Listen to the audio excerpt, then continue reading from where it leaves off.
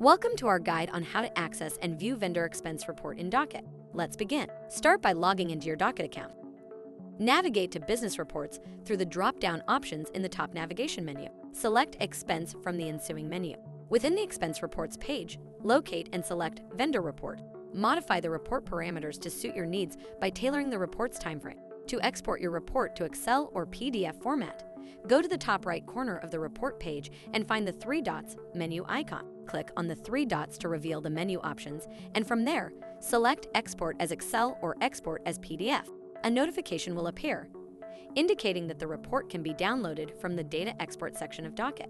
To download the report, navigate to the Data Export section by clicking the Data Export link in the notification. Click the ellipsis menu on the Data Export page and select the Download option. And there you have it. You have now learned how to access and view vendor expense report in Docket.